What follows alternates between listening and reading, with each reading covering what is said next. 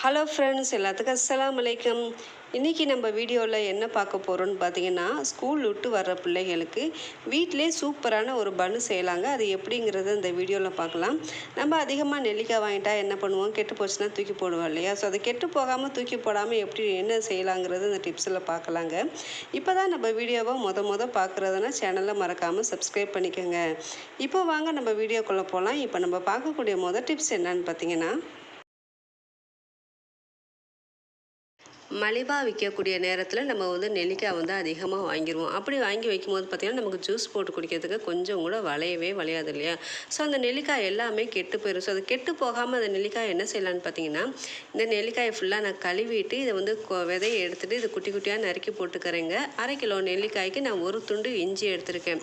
இது கூட பார்த்திங்கன்னா ஒரு கொத்து அளவு கருவேப்பிலை சேர்த்துக்கிறேங்க. எல்லா நெல்லிக்காயையும் நம்ம குட்டி குட்டியாக நறுக்கிட்டு இதில் நம்ம கொஞ்சமாக தண்ணி சேர்த்துக்கலாங்க. அதிகமாக சேர்த்துட வேணாம். கொஞ்சமாக தண்ணி சேர்த்துட்டு இதை ஒரு மிக்ஸி ஜாரில் சேர்த்து நம்ம நல்லா நைஸாக பேஸ்ட்டு மட்டும் அரைச்சிட்டு வந்துடலாங்க.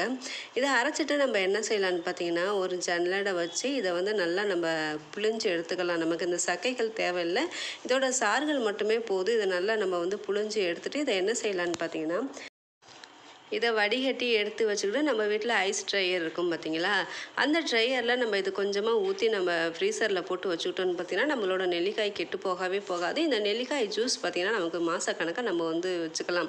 நம்ம எப்போல்லாம் ஜூஸ் போட்டு குடிக்கணும்னு நினைக்கிறோமோ அப்போலாம் நம்ம என்ன செய்யலாம்னு பார்த்தீங்கன்னா, இதுலேருந்து 1 கியூப் 2 கியூப் எடுத்து போட்டு நமக்கு தேவையான அளவு தண்ணி ஊற்றி நம்ம இது கூட நம்ம நீங்கள் சர்க்கரை போட்டுக்கிட்டாலும் சரி, நாட்டு சர்க்கரை போட்டுக்கிட்டாலும் சரி, தேன் சேர்த்துக்கிட்டாலும் சரி, உங்களுக்கு என்ன விருப்பமோ அதை சேர்த்துக்கிட்டு நீங்கள் அழகாக ஜூஸ் போட்டு குடிச்சிக்கலாம்.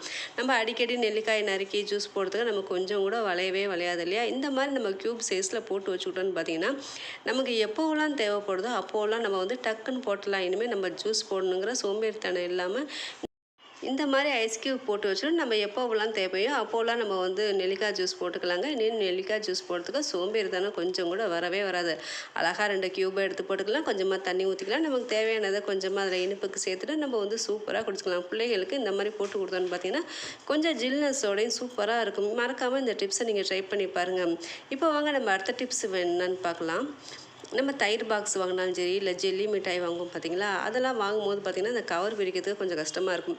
ஸோ இதில் என்ன செய்யலான்னு பார்த்தீங்கன்னா, ஒரு ஹேர் ஃபுல்லாக இன்னொரு ஹேர் ஃபுல்லாக மாட்டிட்டு நம்ம இந்த மாதிரி சுற்றி எடுத்தோன்னு பார்த்தீங்கன்னா, இதோட கவர் நமக்கு அழகாக வருங்க. நம்ம பிள்ளைகள்கிட்ட கொடுத்தாலே போதும், இதை நம்ம இதுக்கு கேம் விளாட்ற மாதிரி சூப்பராக இதை எடுத்து தந்துடுவாங்க.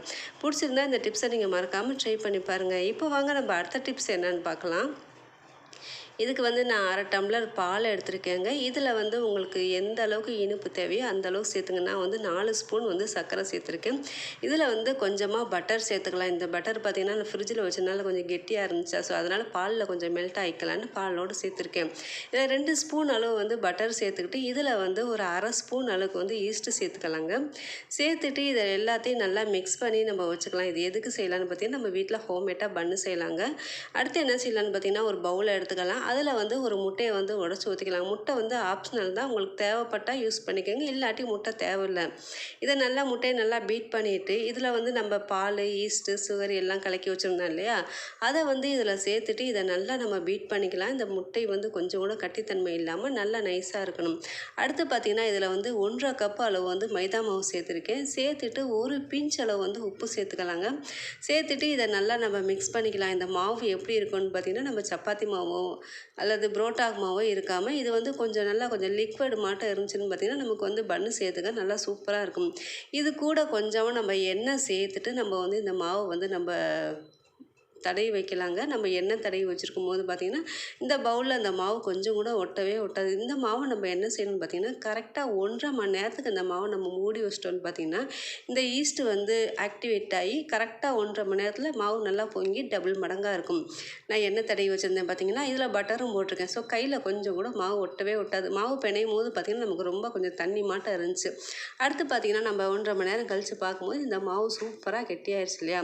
ஸோ அடுத்து நம்ம என்ன செய்யலான்னு பார்த்திங்கன்னா, ஒரு தட்டை எடுத்துக்கலாங்க. அதில் அதில் கொஞ்சமாக எண்ணெய் தடவிட்டு மேலே கொஞ்சமாக மைதா மாவு சேர்த்து கொஞ்சமாக ஸ்ப்ரெட் பண்ணி வச்சின்னு பார்த்தீங்கன்னா இந்த மாவு ஃபுல்லாக அந்த தட்டில் அப்ளை ஆகி எண்ணெய் ஃபுல்லாக நல்லா அழகாக பிடிச்சிக்கும். நமக்கு வந்து கேக்கோ இந்த மாதிரி பன்னோ வச்சோன்னு பார்த்தீங்கன்னா நமக்கு வந்து கொஞ்சம் கூட அடி பிடிக்காது. அதுவும் இல்லாமல் நமக்கு எடுக்கிறதுக்கும் பார்த்தீங்கன்னா சூப்பராக இருக்கும். இந்த மாவு உருண்டைகளை கொஞ்சமாக எடுத்து இது உள் சைடே நம்ம மடிக்கணுங்க, வெளி சைடு மடிக்கக்கூடாது. உள் சைடே மடித்து நம்ம வச்சோன்னு பார்த்தீங்கன்னா நமக்கு பன்னி எடுக்கிறதுக்கு ரொம்ப சூப்பராக வரும். இது நான் எல்லா மாவையும் எடுத்து உருட்டி இந்த தட்டில் வச்சிட்டேங்க. இப்போ அடுத்து என்ன செய்யலான்னு பார்த்தீங்கன்னா இது மேலே வந்து கொஞ்சமாக பட்டர் தடவிக்கலாம். நம்ம பட்டர் எந்த அளவுக்கு சேர்க்குறோமோ அந்த அளவுக்கு பார்த்தீங்கன்னா பன்னும் டேஸ்ட்டாக சூப்பராக இருக்கும். பட்டர் இல்லைன்னு கவலையே படாதீங்க. 2 ஸ்பூன் நெய் எடுத்துகிட்டு ஒரு மிக்ஸி ஜாரில் போட்டுட்டு ஒரு 4 ஐஸ் க்யூபை போட்டு சுற்றுனீங்கன்னா சூப்பராக பட்டர் ரெடி ஆயிருங்க. அடுத்து ஒரு கடாய் வச்சுக்கலாங்க. இந்த சட்டியை நல்லா ஹீட் பண்ணிவிட்டு நம்ம பன்னு செஞ்சு வச்சோம் பார்த்தீங்களா, அந்த தட்டை வந்து உள்ளே வச்சுக்கலாம். இதுக்கு நம்ம ஸ்டாண்டு எதுவுமே தேவையில்ல, அடியில் உப்பு போடணும் தேவையில்ல, மண் போடணும் தேவையில்ல, வெறும் சட்டி மட்டுமே போதுங்க. அடி கொஞ்சம் கூட பிடிக்கவே பிடிக்காது. இது வந்து நல்லா சட்டி ஹீட் ஆனதுக்கப்புறம் நம்ம தட்டை வச்சுட்டு உடனே என்ன செய்யணும்னு பார்த்தீங்கன்னா ஸ்டவ்வை வந்து ஸ்லோ பண்ணிடணுங்க. அடுப்பு பார்த்தீங்கன்னா சிம்மிலே தான் எரியணும். நம்ம பன்னு வச்சுருக்கோம் பார்த்தீங்களா, அதுக்கு மேலே போடக்கூடிய மூடி பார்த்தீங்கன்னா வெளியில் ஏர் ஃபார்ம் ஆகாத அளவுக்கு நல்லா கிச்சன்னு இருக்கணும். கரெக்டாக எனக்கு 35 நிமிஷத்துக்கு அப்புறம் பார்த்தீங்கன்னா இந்த பன்னு செம்மையாக சூப்பராக வெந்துருச்சுங்க. இது மேலே வந்து நம்ம கொஞ்சமாக பட்டர் தடவிக்கலாம். இது எதுக்கு நம்ம கடைசியாக பட்டர் தடவுறோம்னு பார்த்தீங்கன்னா இந்த பன்னு நமக்கு இந்த பட்டரோட வாசத்துக்கு இந்த பன்னு பார்த்திங்கன்னா செம்ம டேஸ்ட்டாக இருக்குது. நம்ம கடையில் வாங்கும்போது எப்படி டேஸ்ட்டாகவும் வாசமாகவும் இருந்துச்சு, அதை விட கூடுதலாகவே இதில் டேஸ்ட்டாக இருக்கும். ஏன்னா நம்ம இது ஹோம்மேடாக செஞ்சுருக்கோம் இல்லையா. நம்ம வந்து இந்த கடாயில் செய்கிறனால பார்த்திங்கன்னா மேலே வந்து செவக்காது. நம்ம மைக்ரோ ஓவனில் பண்ணிங்கன்னு பார்த்திங்கன்னா மேலே வந்து செவந்து வரும். இது நம்ம கடாயில் பண்ணுறதுனால பார்த்திங்கன்னா நமக்கு வந்து அந்தளவுக்கு செவந்து வராது.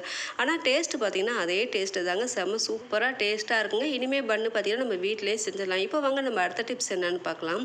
நம்ம கடையில் காய் வாங்கினாலும் சரி, கத்திரிக்காய் வெங்காயம் இதெல்லாம் வாங்குவோம் பார்த்தீங்களா, அப்போ வந்து கவரில் போட்டு நல்லா டைட்டாக முடிச்சு போட்டு கொடுத்துருவாங்க.